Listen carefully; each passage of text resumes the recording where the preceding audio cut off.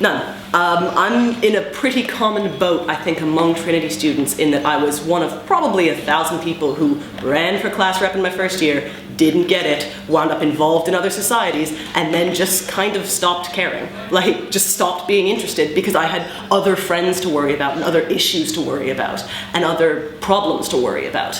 And I think that's a fairly common experience among Trinity students. So I think it is very valuable that I got back into the SU this year through the University Times, through writing about student issues and caring more about them, and suddenly, very suddenly, realizing just how important the student union is and just how undersubscribed it is and just how important a body it is. And I think there's a very valuable experience there in understanding why so many students don't trust the SU and don't like the SU, and understanding the ways that are necessary to bring them back on board. You know, I'm almost completely the opposite. Like Hannah, I ran for class rep in first year and didn't get it as well. But I've been fascinated by the SU my whole way through, so I stuck with it. And I've been involved ever since, and I've really tried to contribute ever since. And I think I'm very experienced with what goes on in the SU, and I don't think that's a bad thing. I don't think it's a bad thing to have cared about it all the way through and to be really wanting to, you know, stick with it now. You know, people say that, an outsider is needed, and it's true, like, you know, we need to get in, like, all the students from across college, but I think that having experience in something and how something works is a good thing, and I do have that because I've cared about it since I've been in college. Personally, I've never held an SU position. I've never ran for class rep, unlike my colleagues here. But I've always been interested in what the SU do, because I'm always interested when someone makes a decision on my behalf. I want to make sure that decision is in my interest, and if I don't agree with it, then at least that everyone else agrees with it. So I've always been so keen interest in SU policies and like their proposals and campaigns. But that's informing why I'm running for this position, because in the past I don't think that I've been adequately consulted on what the SU have done. And for instance, earlier on this year, and it's been reaffirmed recently, the SU decided to ban the Daily Mail. And after the serious article was published about the student in Cork, which is completely wrong. But I wasn't consulted at all before that decision was taken, even though that's something which affects me because I'm a student in Trinity. So I think that on those big issues where there's a lot of things at stake in terms of precedent and everything, the political implications, I think that there must be much more inclusion of students' viewpoints and contrarian viewpoints in the discussion, because at present we elect class reps, and class reps vote on our behalf in SU Council. But what's often the case is, like, I know in my experience, I've elected my class rep based on what they will do for me in terms of class parties and their social standing in the class. I don't represent a class rep or elect class rep to voice my political views, because most times it does not have that kind of intercourse in the class rep election system. So I think that that's why I'm running for communications officer, to make sure that we have, when it comes to actually formulating policy, we make sure the students actually decide themselves, and not through a representative that doesn't represent their views. So even though I've never represented it. So I'm just confused, because it's, you know, how are we going to vote on issues without representative democracy? Oh, exactly. But I don't think at the present system manages to incorporate people's viewpoints, because, like I said, we had things like. So you think the problem is people don't vote on for their class reps based on the right reasons?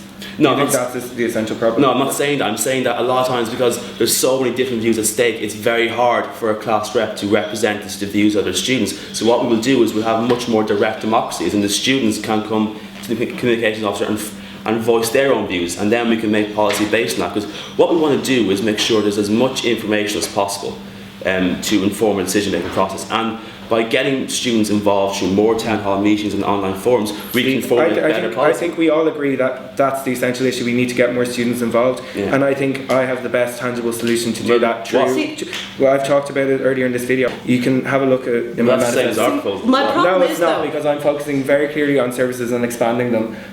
Because I think that's essential to the What success. I think the problem with that is, though, is that if you are not the kind of person, and there are, like data would say, there are 15,000 students in Trinity College who feel this way, if you aren't the kind of person who doesn't turn to the student union to solve your problems, that's not going to help, right? If you are one of the 15,000 students in college right now who doesn't use the services of the welfare officer, that's easily 10 or 12,000 students Yeah, right there. with the most- and you the don't service let me that has the finish, most and let people. me finish, and if they don't read the University Times, which plenty of students don't, then we have no way of getting in contact with them, and we have no way of Can I- getting sorry, involved in their sorry, can I- opinions. Can I please finish, and then I will answer your question, I promise.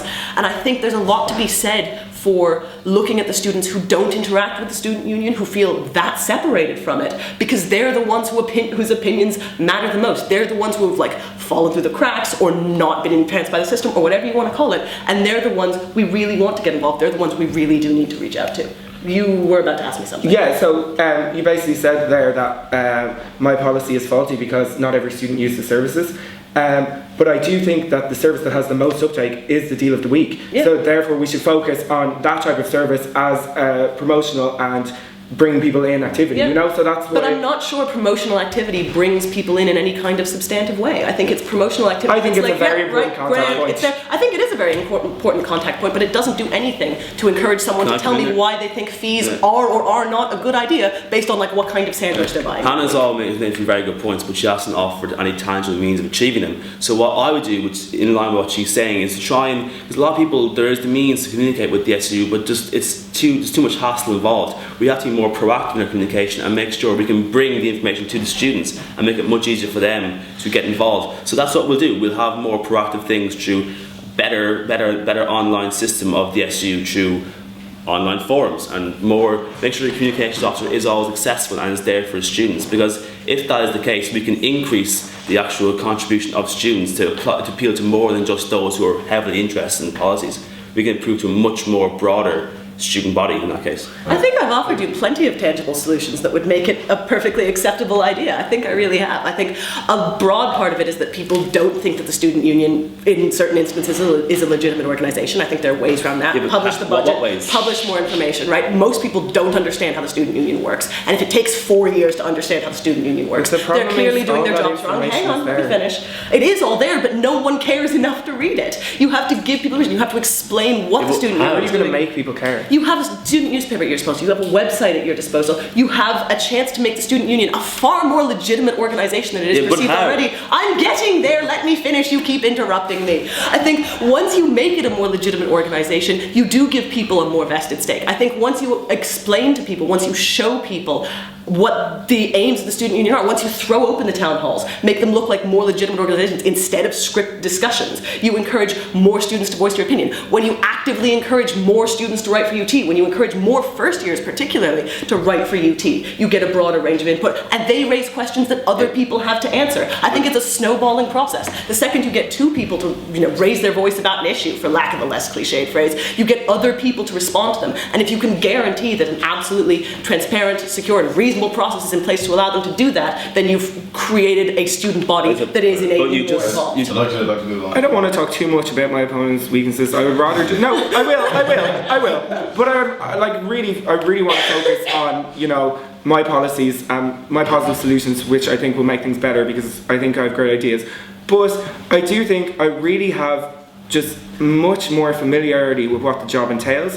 I have more familiarity with generating content, particularly news content and college news content for the paper.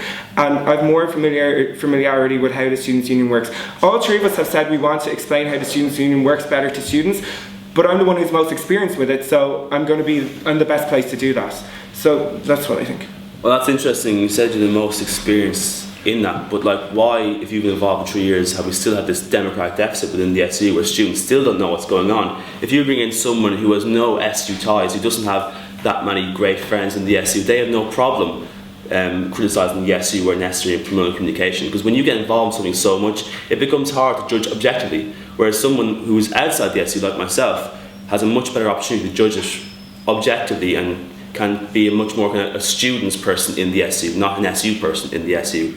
And also in terms of the University Times, I feel that I am the most experienced candidate because I've been involved for 3 years now and I've held editorial positions. So I think that is something I've always been interested in journalism, and that's something I want to do when I finish college. So I think that in terms of actually editing the University Times, which is one of the most important aspects of the role of communications officer, I think I am the best candidate in that regard. I'd say, I have just as much editorial experience, if not more, than either of these guys do. I've been working on publications since I first got to college, inside and outside of college, working as an editor-in-chief, working as a section editor, working right down the scale as a writer. I think they're all equally incredibly important positions. Pardon? Have you edited a newspaper before? Opinion editor of the University. Yeah, but a full newspaper, editorial position. An actual full newspaper? No. An actual full magazine? Yes. That's a matter of question. Not within college, but outside of college. I've run national level awareness campaigns, done media production for them, gotten speakers involved in those, gotten national politicians to write opinion pieces. Granted, all in a Canadian context, but I'm assuming it'll transfer fairly well. And I think that's a very important piece of experience to bring to the job as well. But you don't have to hold official positions to have a lot of political experience. Just by reading a newspaper or by discussing with your local DAL representative, or in a college context discussing the issues facing university, you can know exactly what needs to be done. And it doesn't matter if you've met people in famous positions who have more experience than you. It's all about just making sure you do a job to make sure students can inform policy. So it doesn't matter what your political views are, your experience, as long as you can do your job in the sense of making sure students inform the decisions of the SU. That's all that matters. But I think as far as involves encouraging more students to speak and encouraging more students to speak out, I think I'd possibly have the edge there too. I am a former Phil hack, I'm a former debates convener, which means I don't go in for the pomp and circumstance, I don't care about Thursday night, I don't care about the black tie. I care about encouraging people to speak on issues that bother them. I run speaker training, I make sure first years speak more, I make sure people feel comfortable and confident when they're expressing their points of view. And I think that's also probably something that reflects That doesn't give you an edge then, because I do the exact same with the Bull. We encourage people to voice their political and economic views as well, so it's kind of cancels each other out. Sure.